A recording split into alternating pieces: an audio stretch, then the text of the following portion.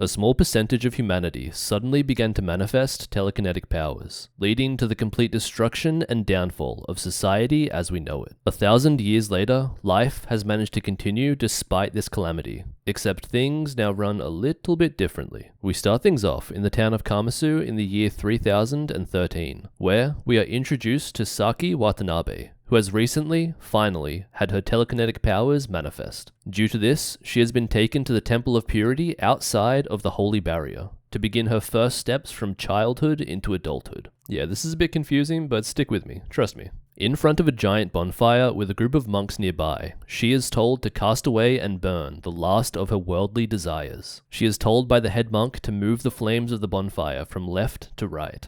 She begins to think to herself that that's not something she can do. But she then remembers a few nights ago, when objects around her room began to levitate and start flying towards her. Her parents then burst into the room, being overjoyed that the spirit of blessing had finally come to her, and now she can finally graduate from the Harmony School and be on the path to adulthood. Back to the present, Saki, using her powers, manages to make the fire sway from side to side. She is then told by the head monk, all that's left for her to do now is cast the Cantus itself into the flames. By the way, Cantus is just what they call their telekinetic powers in this anime. A paper emblem is then placed in front of her, in which she mentally puts her worldly desires into alongside her Cantus. The emblem is then thrown into the fire, and she is told by the head monk that her powers have now been completely eradicated. He then says that they shall bestow upon her a pure new spirit and Cantus. Some time passes, and Saki begins to attend a new school known as the Sage Academy, which consists of friends she had when she was a part of the Harmony School, who managed to receive their powers earlier than she did. One of her friends, Satoru, then comments on how Saki is the last member from the Harmony School to join them. And Saki says, wait, that's not right, explaining that when she got her powers, there was still a bunch of kids left in the Harmony School, to which they all just sort of ignore, and change the subject to things they've been studying while in the Sage Academy. We then see them going through certain activities throughout the day that let them hone in on their powers. A game kinda like that broken telephone, except instead of talking, they draw on sandboards. And then a game stacking cards into a tower, using only their powers. A member of their group, Riko Amano, however, doesn't really do well on either of the tasks. Later that night, as Saki is having dinner with her family, they ask her how the Sage Academy is going, and she answers pretty nonchalantly. Flashing back, we see that before she received the blessing of spirit, she saw something which she only thought was a fairy tale told to kids to keep them from staying out past sundown. What she saw was a copycat. A creature which supposedly takes children and makes them disappear. She told her mother about this, and then a few days later, heard both of her parents discussing that there must be something they can do to stop the Board of Education from acting, with her mother stating that she doesn't want to lose any more children. Back to the present, her mother explains that she was so relieved when the spirit finally blessed her, and Saki is like, please, elaborate further. Why were you so relieved? Her father then changes the subject, and feeling off about the whole conversation, Saki excuses herself. A few days later, we hear an unknown narrator explaining that Riko Amano had completely vanished from the school. About a month passes, and a tournament begins to take place in the Sage Academy. It's a group-based tournament, where one attacking side must use their powers to control a small clay doll in order to push a large boulder into a hole on the ground, while the defenders simply have to do that.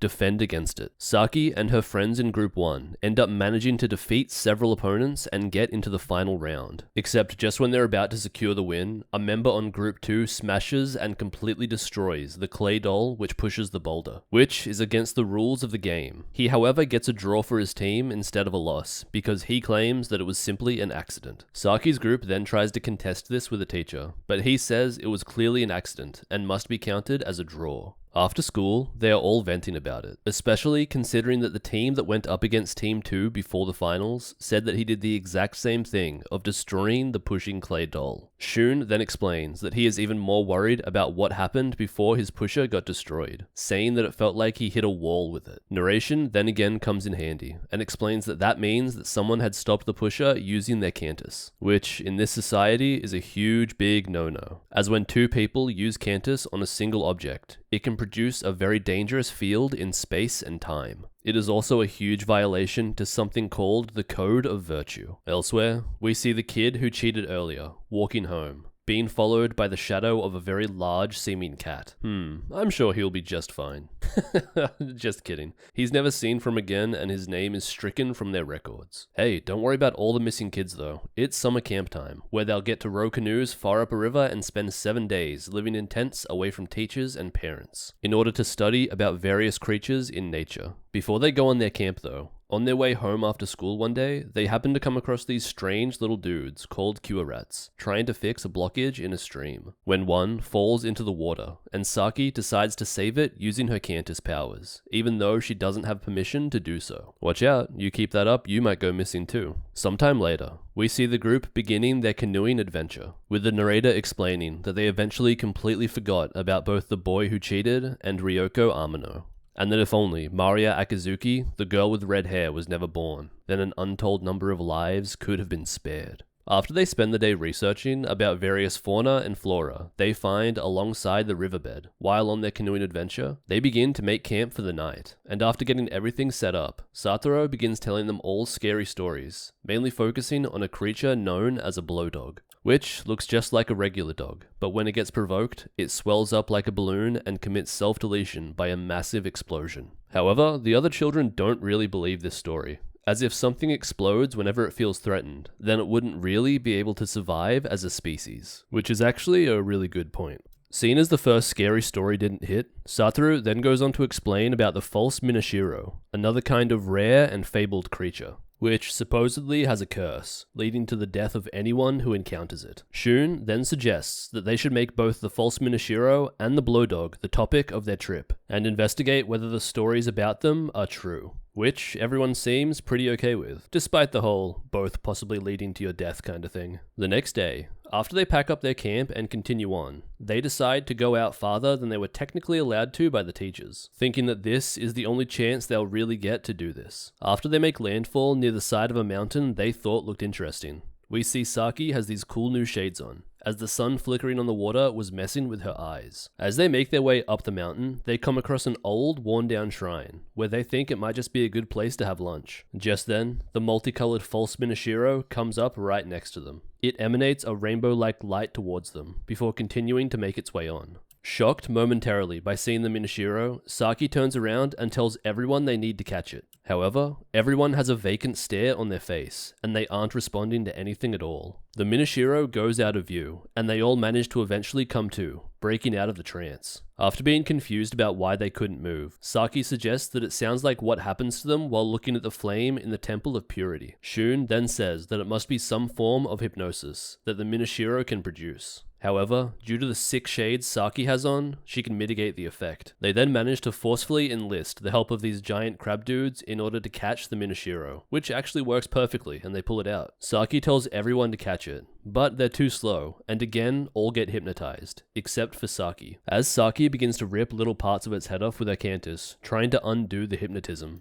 a voice asks for her to please cease her destructive activity, and that she is damaging public library property. Saki quickly realizes that the voice is coming from the Minashiro, who again repeats the previous request. Saki says that she'll stop if it unhypnotizes her friends, which after some back and forth, it does. They then ask it what it is, and it explains that it is a branch of the National Library. Saki then asks, if you're a library, where book? It explains that all paper-based books have either decomposed or been lost to war and other destructive events. The information from all of those things have been archived and stored as 890 petabytes of holographic information. That's a lot of memory. They then want to access some of this information, but the Minashiro explains that only verified members can gain access. So if they could show their driver's license or verify their address, maybe it could sign them up. Saki and Satoru, however, then choose violence and threaten it, making the Minashiro reconsider just this once about registration. They then begin to ask it questions regarding the existence of myths known as karma demons and fiends, which are taught heavily in their schools. It says that while it can't confirm the existence of them now, there is no doubt that they existed towards the end of ancient civilization. It then reveals to the children the truth about the tragic history of the world since humans first developed their psychokinetic powers over 1,000 years ago, and how much blood, death, and destruction has happened in the interim. They have a hard time believing this though, due to the fact that for them, humans just straight up don't kill each other, and never have. The Minashiro then explains that throughout the chaotic time period following the fall of civilization, there was a group of scientists who had watched many empires rise and fall due to the infinitely destructive potential of these abilities. These scientists, however, manifested a way for people who have these abilities to live in peace.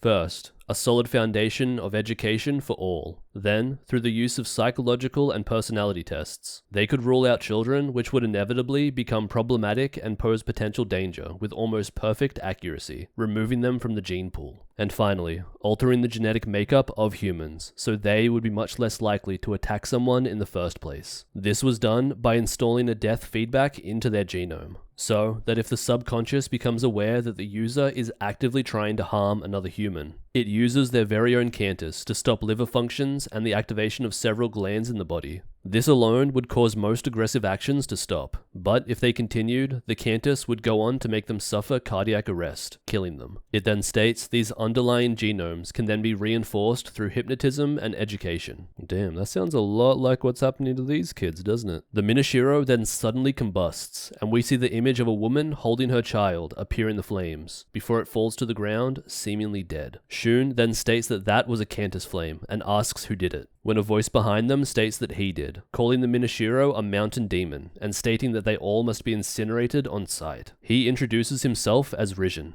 a high priest belonging to the Temple of Purity. He then states that due to the circumstances, he has no other option than to seal their cantus immediately. And we see a ritual similar to the one we saw at the start, where their cantus is sealed away into a paper emblem and burnt away, with Rijin saying that they will never again remember their cantus. He then takes them away with him, going back to the Temple of Purity to be judged for their actions. However, as they're walking, they notice that Rijin is seeming to be pretty ragged, and they assume that when he attacked the Minashiro, because of its human appearance in the flame, his death feedback must have been activated. Just then though, they begin to get attacked by a large group of foreign cure rats, who then proceed to get slain by Rijin. From the pile of corpses though, the blow dog they were talking about earlier emerges, inflating and jumping towards them. We find out that the blow dog does exactly what the name implies. It blow up, leading to the complete obliteration of the monk Rijin. The children, however, manage to avoid the explosion by hitting the deck. In the aftermath, they are shocked that there really is an animal that completely blows itself up when threatened. They don't get to think about it for long though, as more foreign cure rats show up and begin to attack them. Due to the fact that they don't have their cantus, they are left with no other option than to run, and eventually get split up, with Saki tripping and falling down a ditch. Satoru finds her and gets her to her feet, but it turns out so did the cure rats, who then take both of them hostage. As they're being escorted away, Satoru begins to talk shit at them, thinking that they won't get hurt because they saw the monk using his cantus powers earlier. But he quickly gets taught that if you fuck around, you find out, catching a cut on his head from their spears. They're then brought back to a makeshift holding location, with a singular guard standing nearby. And thinking fast, Satoru goes through his bag and finds a fake egg belonging to a hay thatcher, which they saw when they were paddling their canoes up the river. He then calls the guard over and gives the egg to him. Saki, however, doesn't really think this plan will work, because no one could be that stupid. The cure rat, however, being that stupid, eats the egg, before swelling up and having his insides explode, as hay thatchers lay these fake eggs near their real eggs to fend off predators. They then make a break for it, and begin to get chased down by the rest of the guards that were there. Just as they're cornered and feeling like they have to fight, a voice calls out to them telling them to come this way. Following a voice, they go down a crevasse into the ground, where they're introduced to a local cure rat known as Squealer, from the robber fly colony. He refers to Saki and Satoru as gods, as many of the local tribes of cure rats literally believe that those born with cantus powers are gods, and they worship them as such. He explains that he is honored to be in their presence, and begins to take them to the queen of this colony. They then meet with this queen, who I don't think I can really show without getting this video completely age restricted, but she welcomes them and offers them hospitality while they're staying there. Squealer then almost accidentally burns the queen's little house down, and she begins to attack him, but he is saved after Saki requests that she spare his life. A wounded Squealer then takes them to where they will be staying tonight, asking for their help against the invading feral spider colony, who are the ones that originally attacked them earlier. He explains that they've sent out missionaries to other colonies, pleading for help, but it will take time before they arrive. However, with the help of their gods, they would surely be able to turn the tide of the battle and save them from destruction. The kids then explain that they can't help, as they need permission from adults to punish cure rats. However, Saki asks what would happen to them if they lose this war, and Squealer explains that their queen will be killed and they will be enslaved for the rest of their lives. They then say that they will think about it, not revealing that their Cantus powers have actually been sealed. Later that night, the foreign cure rats begin to attack the colony that they're staying in, and as they're running through the tunnels trying to find a way out, a poisonous purple fog begins to block their way forward. This fog, however, turns out to be incredibly combustible, and Satoru throws his torch into it, exploding parts of the tunnel and causing a cave-in, completely trapping them. After making sure they're both okay, Saki explains how she is happy that she's not in this alone, as doing this solo would be too much to bear. After being down there for a while, Saki begins to have these strange, dreamlike visions, where she's basically tripping out. However, she starts to remember her conversation with the Minashiro, and begins to realize that maybe Rijin didn't actually seal away their Cantus permanently like he said. She thinks back to a time in school, when she tricked Satoru into revealing to her his mantra. Just a quick side note so it's not too confusing. Their mantras are basically just a set of words and phrases that the monks bestowed upon them during the fire ritual that we saw at the very beginning of the anime. The monks then hypnotized the children into thinking that these mantras were the source of their Cantus, in order to control them if necessary. With this idea in mind, Saki begins to chant the exact same thing that Rijin chanted earlier, when he supposedly sealed away their powers. Only at the end, she kneels down next to Satoru, bestowing on him his mantra once again. Satoru's powers then immediately return to him, and he busts the both of them out of the cave-in, making a staircase up towards the surface. After making their way outside, Saki wants to go back to the canoes and return home. However, Satoru craves the violence, and thinks the only way forward is to take the fight to the foreign cure rats. And we then get to see some actually pretty sick scenes of their powers finally in action. And Satoru even gets to the point of propping up one of the dead cure rats to fight their once friends. Afterwards, as they're walking through the forest trying to find out where the nest might be, Squealer, in some sick samurai-looking wooden plates, and the surviving colony finds them, stating that his scouts have found a safe way to the enemy's nest, asking for them to follow him so they can put an end to this. However, the way isn't really safe, as they come across ambush after ambush, finding very different variants of this foreign cure rat as they go. After all this fighting, however, we see that Satoru is starting to get a bit fatigued and worn out, which is bad because they're kinda banking on their allies continuing to view them as gods, and gods shouldn't need to sleep. And on top of that, Saki still can't use her Cantus, as her form of hypnotism hasn't yet been broken. One of the scouts then returns to Squealer, and he informs the pair that they've found the main location of the enemy and their nest, which ends up numbering in the thousands. On a ridge overlooking basically an army at this point, Satoru admits to Saki that he hasn't been feeling too well, and he can barely concentrate. He thinks that he might only have a few good uses of his Cantus left, definitely not enough for this number of enemies. The army down below then changes formation, and somehow, having been discovered, arrows begin to fly at their group. Squealer then dips out hard, and the enemy begins to use catapults to bombard their location, when Satoru hits them with the reverse Uno and sends the boulders flying back. However, he quickly reaches his limit and they begin to run away, when they then find a now captured Squealer, who, after rescuing, profusely apologizes to them before suggesting that they escape to the east where there are no enemies. As they go that way, while still being pursued by the enemy, a horn suddenly sounds off in the distance, and Squealer states that it must be the giant hornet colony, the largest colony in the region, with at least 20,000 soldiers. They then make their way back, and the battle is pretty much over,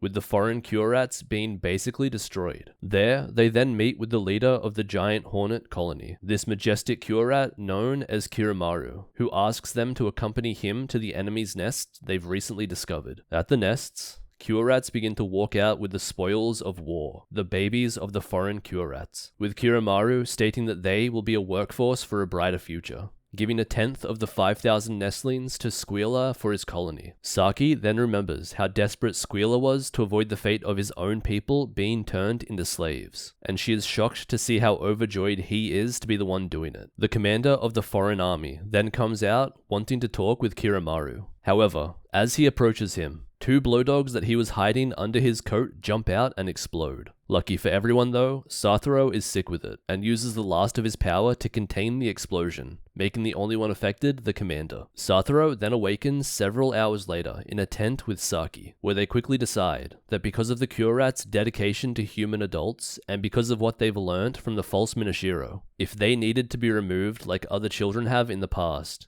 Curats would be the easiest way for humans to do it, as that way they would easily be able to get around the death feedback. And so they leave in the middle of the night, going back towards their canoes, when they discover they're being followed by none other than Squealer. However, seen as they have no clue where they're actually going, they decide to trust in him, and sort of explain how they could potentially be in danger if they were to stay in the camp. Squealer's that ride or die though, and he instantly gets on board, helping them out. And by sunrise, they reach near where their canoes are, and they finally reunite with Shun, Maria, and this guy, who I don't think has really said a word. His name is Mamoru though. As they all talk about what's been happening since they got split up, Squealer bids them farewell. They then all take their canoes and begin rowing home. However, it seems like they couldn't get away that easily, as Kuramaru is driving his boats towards them. Wait, do you drive boats? That sounds weird. I guess steering would make more sense. Anyway, Saki and Satoru then just kind of accept their fate, and we cut to the next scene where it turns out Kuramaru is actually goated, and only followed them to give them a quicker lift back with his boats. Before letting them go on their way, he asks them only that they don't let any of the adults know that he towed their canoes for them. He states that he would be sentenced to death if such a thing was found out.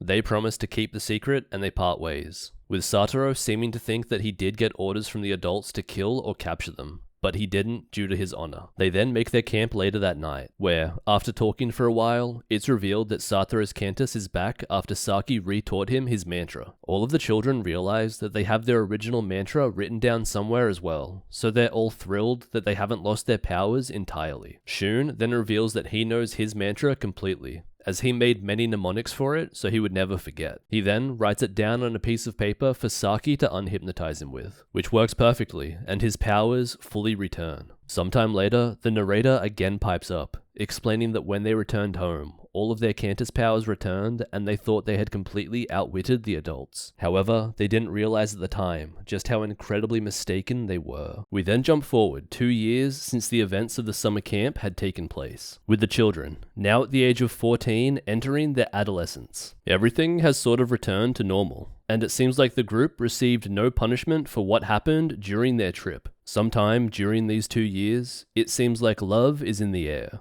with almost all students pairing up and dating their same gender. This is partly due to the fact that when the scientists were redesigning society to work with Cantus users in mind, they studied the bonobo species of ape, and found they work through all stress and tension with intimacy and love. So, the scientists figured that they would base their society around these principles, and foster these kinds of relationships. And because the relationships are of the same gender, you don't have to worry about teen pregnancy. We see that Satoru is dating Shun, while Saki is dating Maria, leaving poor Mamoru, who didn't quite catch the memo, simping for Maria, while being solo. However, even though Saki is dating Maria, it seems like she does have feelings for Shun, and Shun eventually breaks up with Satoru, claiming that he just wants to be alone for a while. One day during their classes, a man named Kaburagi Shinsei shows up, and it's revealed that he is known as the most powerful Cantus user in their society, and is wanting to check up on how the next generation is doing. Everyone then goes about their ways, trying to impress him with Cantus techniques they've been working on. Saki with fixing broken glass, Maria using levitation, and Satoru with creating mirrors, to which they all receive some praise. Except Mamoru. He is again forgotten about. All the praise he's giving out, however, stops when he reaches Shun. Everyone in the class becomes tense, as Shun is incredibly gifted, and it's expected that he will inherit the mantle of most powerful Cantus user after Kaburagi. He approaches Shun, who is trying to use his Cantus in order to fast forward the hatching of a chick inside an egg. As he reaches him though, Kaburagi immediately turns around and leaves, and the class is then dismissed for the day. As they're packing their things up, Shun begins to feel faint, and accidentally knocks the egg off his desk, letting it crack onto the ground. They then make their way outside, and Mamoru comments on how this is the first time they've all hung out together as a group in ages. Saki then gives a worried look at Shun, as she saw what happened after the egg cracked on the ground. She saw an eye look out of the shell towards her. A few days then pass, and one afternoon, while Saki is lying on a hill watching the sunset, she notices Shun walking past and goes to talk with him. He tells her not to come any closer, and that they won't be able to talk again for a while. He also says that he will be dropping out of school for a period of time, because he needs to go somewhere to get special treatment. Saki asks him where he's going, but he refuses to tell her. Instead, he informs her that the adults know everything about what happened several years ago on their summer trip, giving her a necklace he made as a charm against cats before leaving. 4 days then pass since Shun last came to school, and his friends, concerned about his whereabouts, secretly set off looking for him. They then split off into groups, with Maria and Mamoru asking the groups at school if they know anything, leaving Satoru and Saki to set out for his home village of Pinewood. As they make their way in, however, they find out that it's been cordoned off completely, and must go the long way around through the forest to get there. Meanwhile, Maria and Mamoru find out that every student who lived in Pinewood has been absent for the same time that Shun has. As Saki and Satoru are making their way in, they find that the holy barrier, which seals off dangerous areas, has been placed in front of the village. As they enter into the village itself, they find strange things that shouldn't be there, before seeing that the place in which Shun's house used to be is now a giant crater. They then return back to the meeting place they designated with Maria and Mamoru. However, since they're a no-show, they decide that they will just try again tomorrow. Later that night, Saki asks her parents over dinner if they know anything about what happened to Shun. And even though it's forbidden to talk about such things, her father tells her that there was a massive accident in Pinewood a few days ago, and no one from Shun's family has been seen since. Her mother then interrupts and tells Saki that she needs to stop prying into the wrong kinds of things, saying again that she can't lose her too. Saki then excuses herself and goes to her room, but as she lies in bed, she begins to have vague memories of not being the only child in the family. Just then, Maria floats up to her room and bursts in crying, saying that they were so close to being killed too. Saki is then like, wait bitch, slow down. And Maria explains that they were in the inner yard of the school to see if there was anything being hidden from them. But when they got in there, they saw these massive, strange-looking containers. And when they pressed their ears to them, they heard what sounds like a tiger growling inside. Just then, 3 adults walk in, one of which being their teacher, who states that they don't have any choice left now, other than to send the tainted cats to stop Shun from becoming a karma demon. The adults then opened the containers, and out came strange-looking cats at least the size of a lion. Their teacher then states that it's a tragedy, as Shun was such a gifted student. After telling Saki everything, Maria heads home, while Saki, wearing the necklace that Shun gave her earlier, leaves her house trying to find him, so she can warn him about the tainted cats coming for him. As she makes her way past the cordoned off area, after walking for a short time, one of the tainted cats blocks her path. It then lunges and attacks her, locking its jaws around her throat. But luckily, the necklace charm that Shun gave her earlier completely blocks the attack, and she is able to use her Cantus to make it do a little twist, killing it. The necklace then falls off her neck, seeming to be the sort of saving item that only works once. As she continues on, she begins to find very mutated animals along her path, and eventually she comes to a very trippy location, where she finds Shun,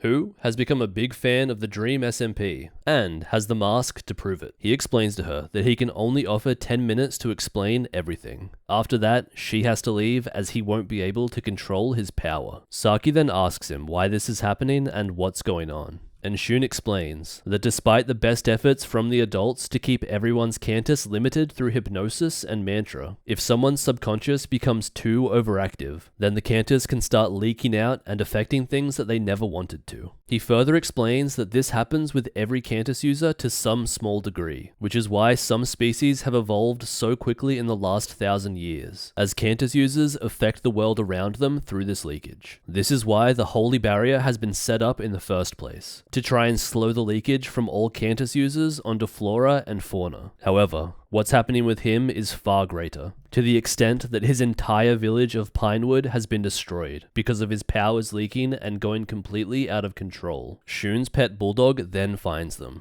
who has now also been mutated into a monstrous form due to the leakage of his Cantus. Shun then states that he doesn't want any of this to happen, but his subconscious has gone completely out of control, warping everything around him. even now. He admits that his worsening condition has already caused the death of his parents, and asks Saki to leave for her own safety. Just then, a second tainted cat jumps down in front of Shun, who seems ready to let it take him. But his pet bulldog, not ready to let that slide, begins to attack it. But unfortunately, he is no match for a tainted cat, and dies protecting Shun. Enraged, Shun then completely destroys the tainted cat by turning it to glass and shattering it. His focus then wanes, and he orders Saki to leave, stating that it's coming now. He then begins to force her out of the safe house where he was being kept, preparing to end it all so no one else can be hurt. He then admits to her, while the mask is burning away, that he loves her and always has. Saki then escapes, watching the area he was in being consumed by his unrestrained Cantus.